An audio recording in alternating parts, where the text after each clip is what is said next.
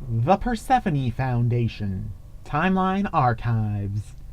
Timeline designation Eta-003. Strange Aeons. The Elder race is not quite as smug as it once was, the full name of that crinoidal species being the glorious and everlasting race that shalt reign over the cosmos for untold aeons until the very end of all things. The traumatic experience of the reign of Cthulhu and his starspawn, the coming of the Great Race, the War of Resubjugation, and the current Mego invasion have all dented the Primordial One's self-esteem somewhat. The current plan of the Assembly, the governing body of the Elder Beings, essentially made up of whatever Elder Beings that can be bothered to partake in public affairs, is to simply hold on to what they have. The cataclysmic loss of the new cities built in the northern lands. After Relay sank, the Elder Things reconquered what the cosmic octopi had taken from them. To the Mego resulted in too many dead Elder Things, and also allowed the Yithians to claim the eastern shore of what would be Africa. The time-traveling Great Race's insistence on calling it Africa annoys everyone else, who call it Yi Tix Bangni Zoiplex. Best to just cling on in the south, the sacred region of first arrival, and hope that the Mego and the Great Race destroy one another. After all, the Elder Race has survived Cthulhu and his spawn, geological upheaval, and the Shoggoth Uprising. They can survive this. The Elder Things like to claim that their society is post-scarcity, and this is true to a certain extent, although not due to any grandiose technological supremacy on their part. Given the lifespan of an Elder Being, and the technological stagnation of the ones populating Earth, most primordial ones have most of the stuff they could ever want. Their vast cities, although central plazas still bustle occasionally, are rather desolate places. Many of their buildings lie abandoned, as the whims of their masters demand new buildings, out of greed or sheer ennui. Indeed, stagnation seems to be the only real future the Elder Race has. Most of the vast empire they claim is unpopulated, although that is pretty normal. It is the same with the Great Race and the Mego. Even the cult of science is losing adherents. Young, that is to say, under 1 million years old, Elder Things preferring to spend their days romping through Ling in a drug-induced haze, rather than spending their time listening to the endless eulogies to past technological glories. Politically, the Assembly is a rather ossified institution, its remit having expanded considerably over the past epochs to most walks of life. Many Elder Things not really caring enough to run businesses or factories. The current brilliant plan of the Assembly leadership is to make greater use of the Shoggoths, not necessarily due to their use on land as builders, but because their increased use would inflate the value of the Shoggoth futures which the government has accumulated. The War of Resubjugation Veterans Association are just cranks for opposing it, according to state news sources.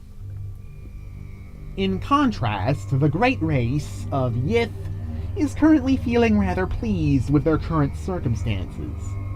While they haven't conquered the world, they do have a war to fight, and lots of new species to dissect.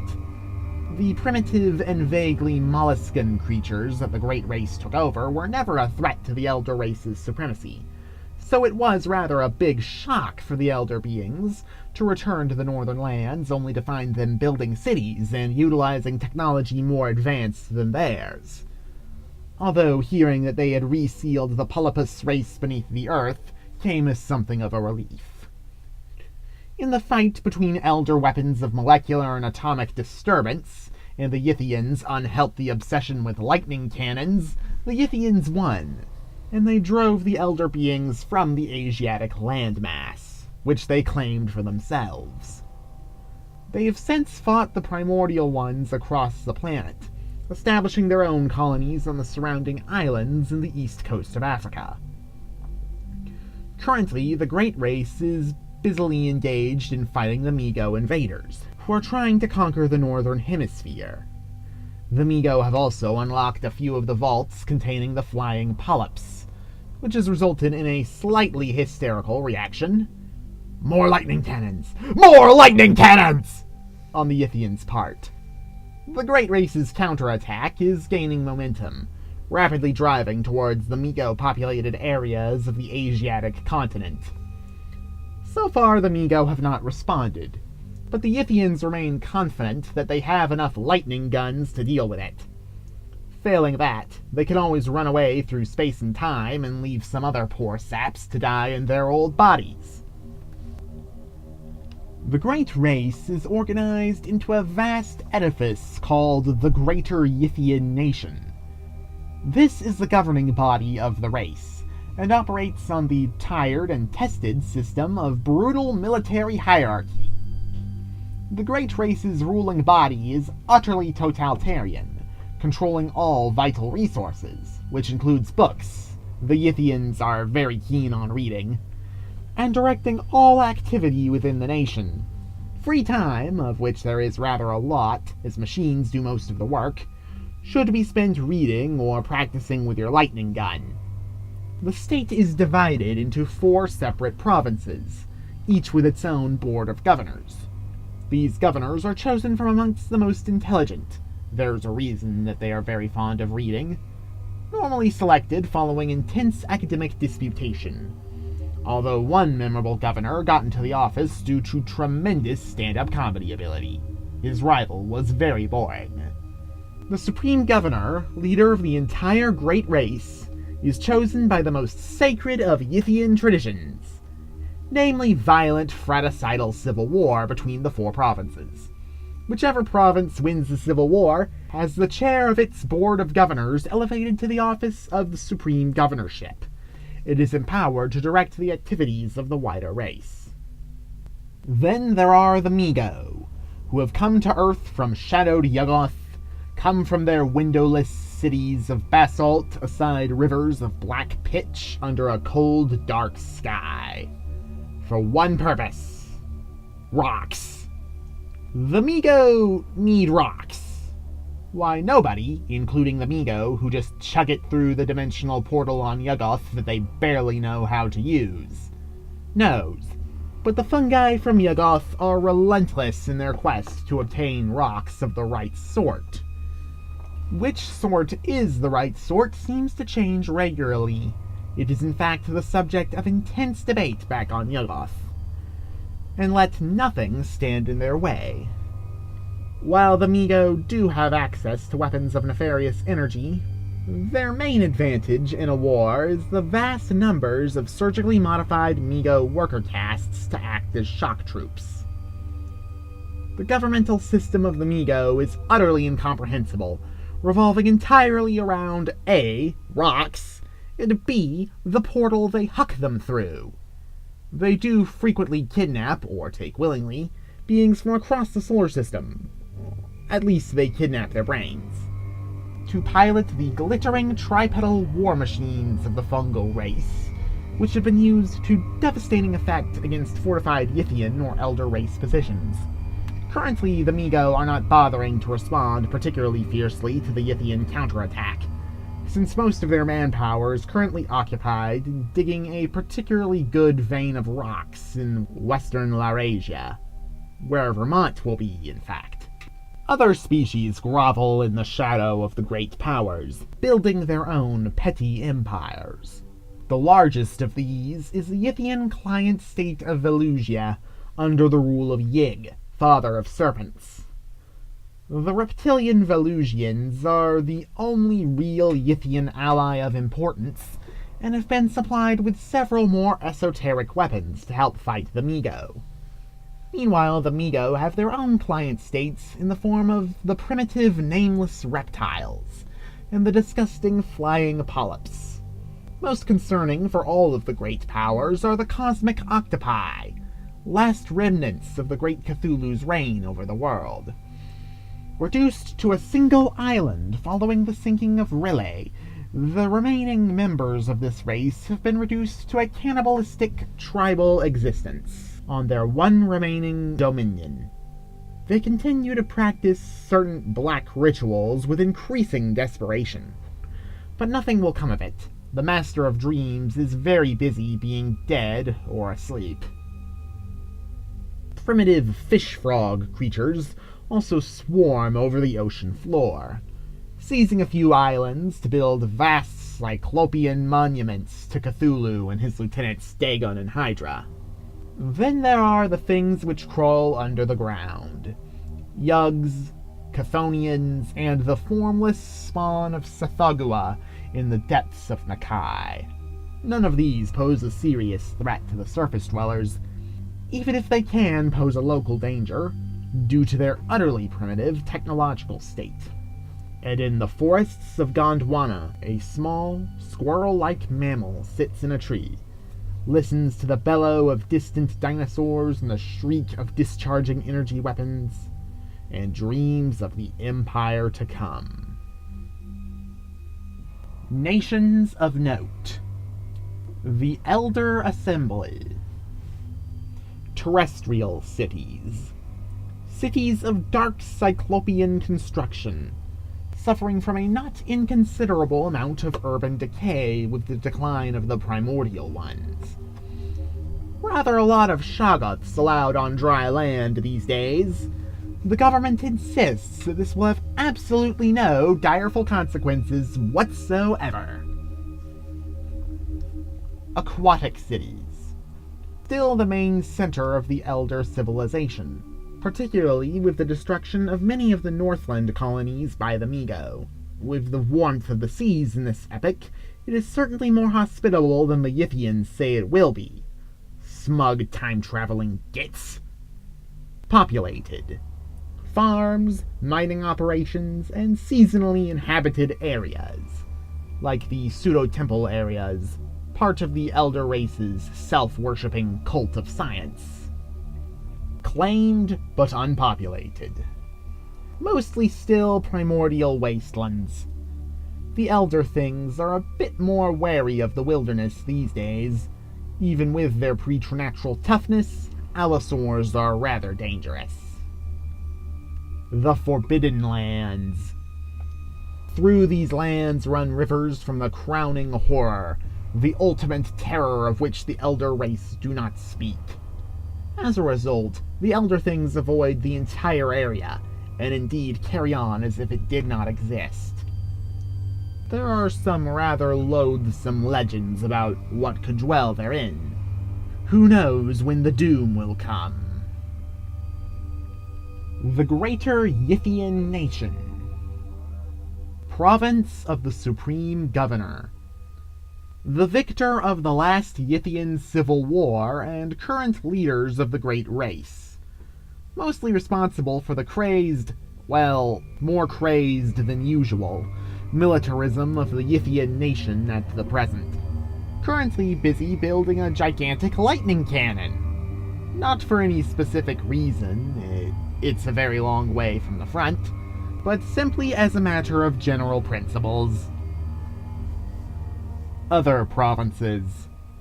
Nations within the wider nation. Currently rather happy with the supreme leadership. The Migo advances and the flying polyp outbreak have got everyone rather worried. And busy trying to outdo each other in the key areas of frenzied military buildup and deranged superscience. Resource extraction zones. Only occupied by the Great Race for mining purposes. All foodstuffs are grown within their cities. The Yithians are rather worried about mining under their cities for obvious reasons. The Old Colonies. The Yithians cannot turn these into new provinces. There are only ever 4 provinces, but they are at least as developed as the provinces. The New Colonies. Mostly military encampments, very few civilians. Only real purpose is providing an arena to fight the Elder things. Allies of the Great Race. The Volusian Empire. the reptilian servants of Yig, currently busy colonizing the islands of the Tethys and fighting the Migo. No special rocks on these islands, so the fungi from Yuggoth don't try very hard. Valusian colonies. Mostly settler colonies under cult of Yig, the Valusian government appointed governors. The Migo Empire. Mining operations. The most important commodities available in the entire universe. Rocks. Here, vast open-work mining pits drag the vital rocks from the earth, using specialized and lobotomized worker castes of the Migo to do the grubby work. Other areas of Migo population. Other areas of the Migo Imperium which actually possess a Migo populace, mostly a few farms to support the Migo on Earth. Conquered but unpopulated. Areas the Migo have purged of other sentient life, but have not been bothered to colonize yet, normally because there aren't enough rocks. Migo vassals. The nameless reptiles. Basically still Stone Age, but the Migo are supplying them with death rays solely to make trouble for the Great Race's colonies on the coast. Flying polyp cities. The Migo let some of them out. They're currently busy ravening everywhere and trying to release the rest of them. The Great Race have plans. Involving electricity. Ravaged lands. All Great Race have been purged from the region, also been mostly rendered uninhabitable by the Polypus race's manipulation of the weather. Entrances to Shadowed Nakai. Safagua is one of the few old ones still active on Earth. His formless spawn are giving the Migo a bit of trouble in this corner of North America. Lands swarmed over by the formless spawn. Yug Quarantine Zone. The Elder Things mostly abandoned this area when a few of them got infected by the Yug's genetic darts. Yugs above ground are typically killed, but many still crawl in the ground below. Chthonian-caused earthquakes. The Chthonians still don't ever come above ground, yet, but their ceaseless tunneling still causes a vast amount of earthquakes. Cosmic octopi. The last remaining population of the Cthulhu spawn since the sinking of Riley. Now reduced to a few violently struggling, and rather cannibalistic, tribal confederations. Really annoyed that their octopodal physiology doesn't translate into being able to survive underwater. Major Deep One cities. Still rather primitive, but when you have enough fish frog workers, you can accomplish some quite impressive feats of architecture. The exact location of Father Dagon and Mother Hydra is still unknown, but speculated to be the deepest marine abyss colonized by the Deep Ones. Terrestrial lands overrun by the Deep Ones. Mostly because nobody else really wanted them. The Deep Ones, who have not discovered bronze yet, not being much of a military threat. Cities of the Serenarian Sea. A series of city-states inhabited by every conceivable species, and several utterly inconceivable ones. Remain neutral as they provide a useful forum for trade and diplomatic negotiation. The Migo need rocks, and they remain a useful form for obtaining rocks from outside of the Migo Empire. The Disputed Lands. Constantly fought over by the various factions. A formless waste of scrubland with raptors picking the desiccated corpses of Elder Thing, Yith, and Migo. Sunken Relay. Has mostly returned to the ocean deep. For now. Areas of anomalous reality. Ranging from still wandering around abominations, dead and sleeping monstrosities, and areas of plain, simple, chaotic nightmarishness. Points of interest. Only the highest peaks of the vast, rambling, continent-covered nightmare corpse city of R'lyeh now break the surface of the ocean. The foul spawn of the stars has hopefully returned to its slime-encrusted vaults for a very long time. The deep ones who live here still occasionally visit the saner cosmic octopi and reminisce about the good old days when great Cthulhu ruled the world. Sothaguya is busy scheming in lightless Nakai under this bay. He has plans that the Mi-Go will not like. So many plans. Although the deep ones have got quite far into what would one day be New England, they have not yet approached the precious rock quarries, which has prevented massive Mi-Go retaliation. As far as Deep One cities go, Yaha-Nifley is something of a dump out in the sticks. These islands are the most heavily colonized external territory of Velusia.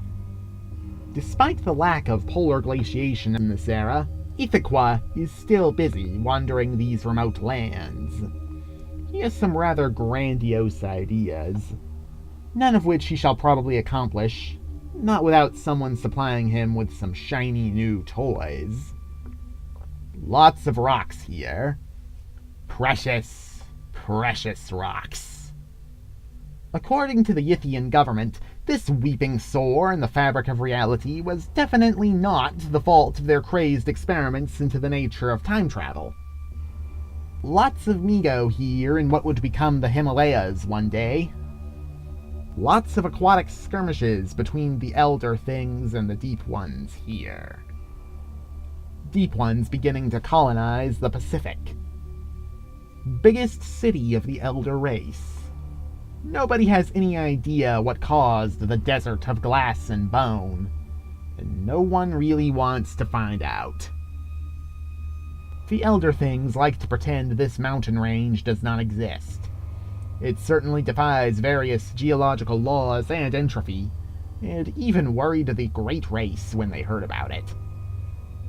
The sacred region where the elder things first touched down on a primordial Earth.